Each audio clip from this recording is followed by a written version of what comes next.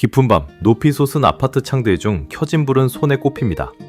400세대가 넘는 새 아파트에 사람 살지 않는 집들이 수두룩합니다. 집은 남아도입니다. 그런데 아이러니하게도 집값은 종체 무너지지 않습니다. 오히려 수도권의 인기지역 집값은 여전히 높은 수준을 유지하거나 다시 오를 기세입니다. 도대체 왜 우리나라에서는 빈집이 늘어나는데도 집값이 폭락하지 않는 걸까요? 오늘은 이 기묘한 현실의 이면, 멈출 수 없는 부동산 구조의 정체를 파헤쳐 보겠습니다. 불 꺼진 집들, 꺼지지 않는 집값의 미스터리. 한때 내 집 마련의 꿈을 안고 지어진 새 아파트들이 유령 도시처럼 텅 비어 있습니다. 예를 들어 제주도의 한 신축 단지는 424가구 중 상당수가 분양되지 않아 통째로 매각을 시도했을 정도입니다. 2025년 10월 기준 제주 지역의 미분양 주택은 2,542호에 달하고 특히 준공후에도 주인을 못 찾은 이른바 악성 미분양 물량은 1,965호로 역대 최고치를 기록했죠. 건설 경기 침체와 고금리, 높은 분양가가 겹치며 새 아파트가 팔리지 않는 현상이 현실화된 것입니다. 그렇다면 이렇게 빈집이 늘어나는 지역에서는 집값이 폭삭 내려가야 상식적일 텐데요. 하지만 현실은 다릅니다. 거래가 끊겨도 가격은 쉽게 안 떨어지는 기현상이 벌어지고 있습니다. 서울 강남의 한 부동산 중개업소 관계자는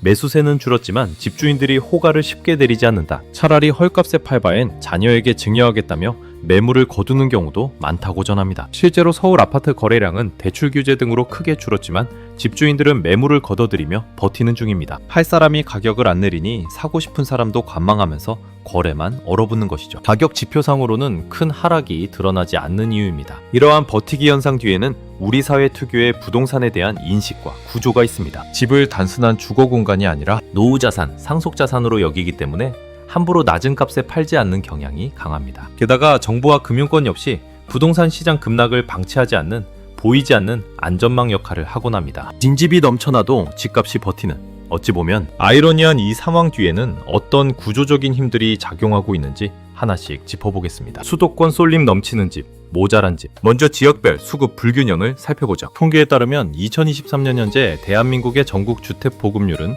102.5%로 집의 총량만 보면 가구 수보다 많습니다. 집이 남아돈다는 말이 수치상으로는 맞아 보입니다. 그러나 이 숫자만으로는 현실을 다 설명할 수 없습니다. 지역별로 들여다보면 수도권은 아직도 집이 부족하고 지방은 남아도는 양극화가 나타나거든요. 실제로 서울의 주택 보급률은 93.6%에 불과해 100%를 밑돌고 인천, 경기 등 수도권도 100% 안팎에 그칩니다. 반면에 지방 일부 지역, 경북 113%, 전남 112% 등은 110%를 넘겨 집이 남아도는 수준이에요. 즉, 국내 집의 총량은 충분하거나 많아 보이지만 정작 사람들이 살고 싶어하는 곳에는 부족한 겁니다. 인구와 일자리의 수도권 집중 현상 때문이죠. 일자리와 생활 편의 시설이 밀집한 수도권으로 인구가 몰리면서 서울, 경기 일부 지역의 주택 수요는 꾸준합니다. 반면 지방 소도시나 농촌 지역은 인구 감소와 도시 쇠퇴로 빈집이 늘어나고 있습니다. 한쪽에서는 집이 남아돌고 다른 쪽에서는 모자라는 불균형이 집값 하락을 막는 첫 번째 이유입니다. 또 주택의 질적 측면도 고려해야 합니다. 전국의 주택 중 절반 이상은 준공 20년이 넘은 노후주택이며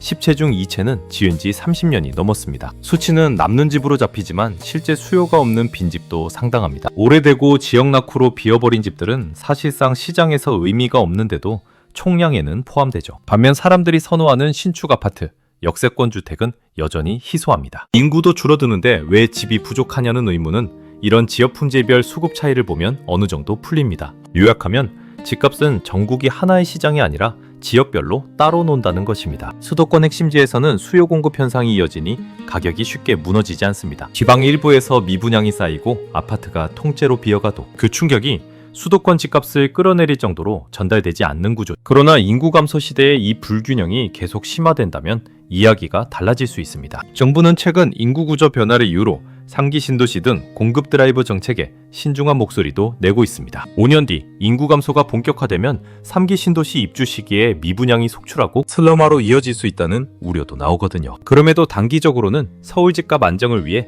공급 신호를 보낼 수밖에 없는 딜레마에 놓여 있습니다. 이는 뒤에서 더 이야기해볼 정책 경제적 구조와 연결됩니다. 건설업의 기대성 경제, 멈출 수 없는 이유. 다음으로 경제, 구조적인 이유를 살펴볼까요? 한국은 오랫동안 건설업과 부동산 경기에 크게 의존해 경제 성장을 이어온 측면이 있습니다. 건설업은 한국 GDP의 약 15%를 차지할 정도로 비중이 높습니다. 이는 미국 10% 내외이나 일본 11% 내외 등 주요 선진국과 견조 매우 높은 수준이죠. 그만큼 건설 경기가 우리 경제 성장률 일자리에 미치는 영향력이 큽니다. 지방경제에서도 건설 현장이 돌아가야 지역 일자리가 유지되는 경우가 많고요. 이런 구조에서 부동산 경기 침체, 경제 위기로 직계될 수 있다는 우려가 항상 존재합니다. 실제로 최근 고금리와 경기 침체로 건설 프로젝트 파이낸싱, PF 대출 부실 위험이 커지자 정부와 금융당국이 다각도로 개입에 나섰습니다. 건설사가 돈줄이 마르지 않도록 PF 대출 만기를 연장해주고 주택도시 보증공사의 보증을 확대하는 긴급 조치들도 발표됐습니다. 쉽게 말해 일단 두 돈은 막아보자는 것으로 집이 안 팔려도 건설사가 바로 쓰러지지 않도록 버티는 시간을 벌어주는 것입니다. 이런 금융지원 덕분에 미분양이 쌓여도 급매물이 쏟아져 나와 집값을 붕괴시키는 사태를 지연시키는 효과가 있습니다. 또 하나, 정책적인 부양입니다. 경기가 안 좋을 때 정부가 가장 손쉽게 쓰는 카드 중 하나가 건설 경기 부양이었습니다. 도로, 철도, 택지 개발과 함께 주택 공급 확대를 통해 일자리를 만들고 경기를 띄우는 전략이죠. 저금리 기조도 한몫했습니다. 2020년대 초까지 초저금리로 시중에 돈이 풀리며 부동산으로 자금이 몰렸고 집값 상승을 부추겼습니다. 이후 금리가 급등하면서 거래 절벽이 왔지만 앞서 말한 것처럼 가격은 급락을 버텼죠. 오히려 최근 금리 인상이 멈추고 완화 기조 얘기가 나오자 다시 부동산에 온기가 도는 모습입니다. 정부로서도 부동산 시장이 급속도로 식어버리면 세수 감소, 소비 위축 등 경제 전반에 악영향을 미치는 탓에 완전히 손 놓기 어렵습니다. 특히 유권자의 다수가 집 소유자인 현실에서 집값 폭락은 정치적으로도 큰 부담입니다. 부동산 불패라는 말이 나올 정도로 정책 결정자들도 은연중에 부동산 가격 방어를 중요한 과제로 삼아왔습니다. 물론 표면적으로는 실수요자 보호나 주거 안정을 명분으로 내세우지만요. 이러한 정치 경제적 인센티브 구조 속에서 집값은 쉽게 무너지지 않는 안전판을 두른 셈입니다. 하지만 이런 연명책에는 그늘도 있습니다. 부동산 PF 대출 부실을 미뤄두는 사이 은행들의 건설업 대출 연체율이 급증했고 2025년 상반기 5대 은행의 건설업 대출 연체액이 불과 6개월 만에 2배 이상 뛰었습니다. 중소건설사들은 줄도산 위기에 처해 있고요. 정부가 끝없이 부양책을 쓸 수도 없는 노릇이라 지속 가능한 해법에 대한 고민이 깊습니다. 하는 총재도 당분간은 과잉 공급된 주택 상가와 지방 미분양 문제에 대한 구조 조정이 불가피하다고 언급했죠. 결국 경제가 건설에 발목 잡힌 구조를 바꾸지 못하면 이 상황은 언젠가 한계에 부딪힐지 모릅니다. 분당, 일산 집값이 갈라진 신도시의 현재. 이제 구조적 요인을 좀 더 쉽게 이해하기 위해 실제 사례를 들여다보겠습니다. 1990년대 초 서울 집값 폭등을 잡기 위해 탄생한 일기 신도시들이 있죠. 대표적인 것이 분당 성남과 일산 고양입니다. 둘 다 비슷한 시기에 계획되어 서울의 주택 부족을 해소한다는 같은 목표로 출발한 신도시들입니다. 당시엔 두 도시의 집값도 비슷한 수준이었죠. 1995년 분당 아파트 분양가는 평당 551만원, 일산은 453만원 선으로 32평 아파트 한 채 가격이 둘 다 1억 원 초반대였습니다. 강남과 가깝다는 분당이 약간 비싸긴 했지만 크고 눈에 띄는 차이는 없었어요. 그런데 30년이 흐른 지금 두 도시의 집값은 완전히 다른 길을 걸었습니다. 2022년 기준으로 성남 분당구 아파트 평균 매매 가격은 약 14억 8,100만원, 반면 고양 일산 동서구는 5억 1,500만원 수준으로 거의 3배 가까이 격차가 벌어졌습니다. 같은 84제곱미터 기준으로 보면 분당 16억 5,500만원, 일산 5억 4,500만원으로 역시 3배 차이입니다. 초기 분당과 일산 아파트만 따로 비교하면 격차가 조금 줄어들긴 하지만 여전히 분당이 2배 가까이 비싸죠. 무엇이 두 신도시의 운명을 이렇게 갈라놓았을까요? 이유는 일자리와 입지, 그리고 공급 정책의 차이였습니다. 분당은 강남권과 연결된 입지를 바탕으로 판교 테크노밸리 등의 개발, 호재를 등에 업고 지속적인 수요 유입이 있었습니다. 2000년대 후반 판교 신도시 개발과 IT 기업 집적 효과로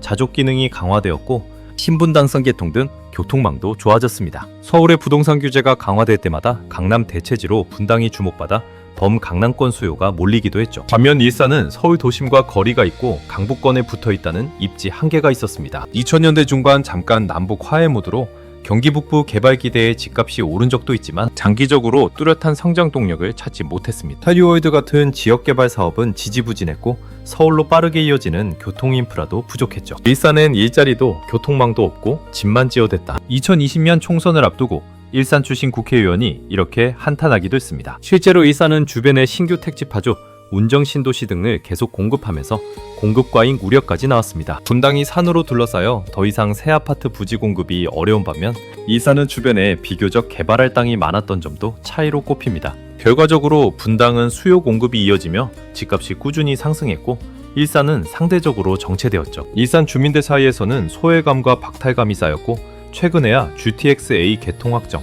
TJ 라이브시티 등 호재로 조금씩 반등을 노리는 상황입니다. 이 분당 vs 이산의 대비는 무엇을 말해줄까요? 집이 남아돈다는 말이 얼마나 지역과 환경에 따라 다르게 적용되는지 보여줍니다. 광역 일자리가 뒷받침되지 않은 신도시에 집만 지으면 이산처럼 가치가 정체될 수 있습니다. 주택 공급만으로는 지역의 활력을 담보하지 못한다는 교훈이죠. 또한 노후 신도시의 재건축 이슈도 떠오릅니다. 일기 신도시 아파트들이 30년 넘어가며 재건축대가 되자 정부가 특별법까지 만들어 용적률을 올려주며 재건축 속도전을 독려하고 있습니다. 분당, 일산 할 것 없이 재건축 기대감이 지역 최대 관심사가 되었는데요. 이는 공급을 늘려 주택 품질을 높이겠다는 취지이지만 한편으로는 낙후된 도시를 새 아파트로 다시 채워 넣어 집값을 방어하려는 움직임처럼도 보입니다. 분당과 일산 사례에서 보듯 정치권 역시 지역, 민심과 자산 가치를 고려해 적극 개입하고 있다는 점을 알 수 있습니다. 마지막으로 인구 구조의 변화와 부동산 문화 측면을 보겠습니다. 우리나라는 빠르게 고령화 사회로 접어들고 있고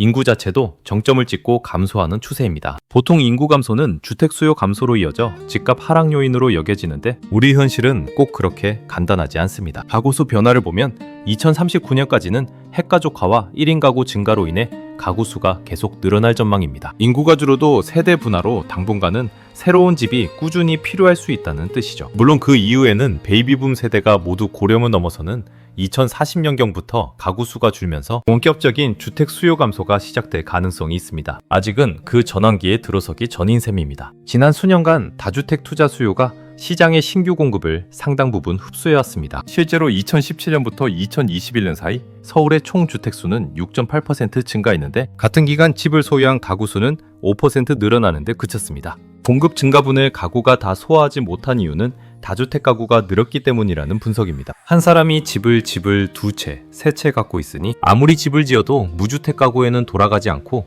매물이 잠긴 상태로 남는 거죠. 다주택자 입장에서는 임대를 주거나 앞서 말한 대로 자녀에게 물려줄 요량으로 좀처럼 매도하지 않으니 가격이 안 떨어집니다. 이 부분은 세대 간 부의 이전 문제와도 연결됩니다. 통계에 따르면 2025년 현재 베이비붐 세대가 우리나라 전체 주택의 약 40%를 소유하고 있습니다. 인구 비중보다 훨씬 많은 부동산을 장년 노년층이 들고 있는 것이죠. 이들이 쉽사리 자산을 처분하지 않고 버티며 상속을 염두에 두고 있습니다. 집값이 떨어지면 본인들 재산도 줄어들고 자식 세대에게 물려줄 목도 줄기 때문에 집값 방어 심리가 강할 수밖에 없습니다. 실제로 고령 부모들이 차라리 내가 가지고 있다 주겠다며 급매를 꺼린다는 이야기가 부동산 현장에서 흔히 들립니다. 그렇다고 무조건 장년층만을 탓하기는 어렵습니다. 연금이나 복지제도가 부족한 환경에서 집 한 채가 노후의 안전판인 게 현실이니까요. 다만 이런 경향이 계속되면 젊은 세대는 집을 살 기회가 적어지고 부의 대물림은 강화됩니다. 집값이 하락해야 내 집 마련이 쉬워질 텐데 정작 기득권 세대와 정책, 금융 시스템이 합심하여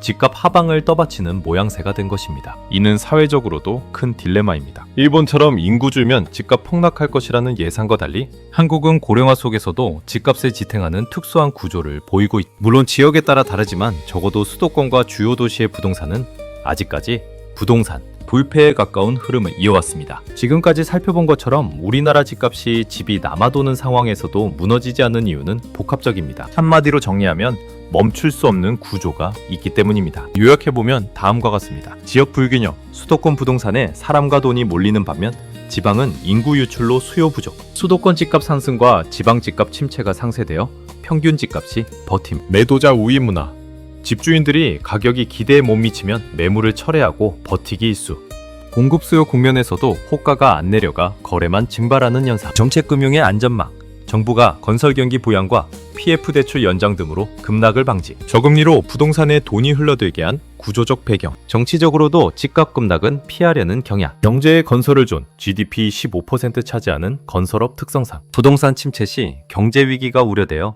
의도적으로 경착륙을 막음, 건설 분야 일자리와 지역 경제 유지 위해 공급 과잉이어도 계속 건설, 다주택 고령화 요인, 다주택 투자 수요가 신규 공급을 흡수해 매물 잠김, 고령층이 자산 증식 상속 수단으로 부동산 선호, 팔지 않고 보유, 젊은 층은 진입 어려워도 기존 자산가들은 지키려 함. 이런 구조들은 톱니바퀴처럼 맞물려 돌아갑니다. 어느 하나를 쉽게 멈출 수 없는 톱니이죠. 만약 부동산 가격이 큰 폭으로 떨어지면 가계, 금융기관, 원서회사, 지방정부까지 곳곳에서 위험 신호가 터질 수 있습니다. 그렇다고 집값을 계속 떠받치기만 하면 청년층 무주택자 박탈, 부동산 쏠림 부작용이 커지고 언젠가 인구 감소의 파고를 정면으로 맞게 될 수도 있습니다. 이 영상의 시청자이신 시니어분들께서는 아마 지난 수십 년간 부동산과 함께한 한국 경제의 굴곡을 직접 겪으셨을 것입니다. 1997년 IMF 외환위기, 2008년 금융위기 때도 예외 없이 부동산 위기가 거론됐지만 결과적으로는 부동산 시장은 꿋꿋이 살아남았습니다. 그러나 과거와 다를 미래가 성큼 다가오고 있습니다. 인구구조 변화, 저성장 국면에서 과연 지금까지의 부동산 불패 신화가 지속될까요? 아니면 언젠가 멈출 수 없던 구조에 제동이 걸리게 될까요? 이제 우리는 선택의 기로에 서 있습니다. 정부와 사회가 나서서 지속 가능한 주거 정책을 마련하지 않으면 이 문제는 다음 세대에 더 큰 짐으로 돌아갈 것입니다. 빈집을 방치하지 않고 공공임대나 생활 SOC로 활용하는 방안, 지방도시를 일자리 있는 곳으로 재생하는 노력, 다주택 투기 수요보다 실수요자 중심으로 시장 체질을 개선하는 정책 등이 요구됩니다. 무엇보다 기성세대와 청년세대가 함께 머리를 맞대고 지혜를 모아야 할 때입니다. 빈 아파트 창에 비친 우리의 모습을 떠올려 봅니다. 집이 단순한 자산을 넘어 세대와 시대를 비추는 거울이라면 그 거울에 비친 지금 우리의 모습은 과연 행복한 모습인가요? 영상은 끝까지 시청해주신 여러분, 이제 마무리하면서 한 가지 생각거리를 드리고자 합니다. 집은 결국 사람이 살아가는 공간입니다. 숫자와 지표에 가려 잊고 있었던 이 단순한 사실을 기억하며 미래 세대가 웃을 수 있는 지혜로운 선택을 함께 찾아보았으면 합니다. 우리의 부동산 이야기는 앞으로도 계속됩니다. 구독과 좋아요는 영상을 만드는 큰 힘이 됩니다. 다음 시간에 또 찾아뵙겠습니다. 시청해주셔서 감사합니다.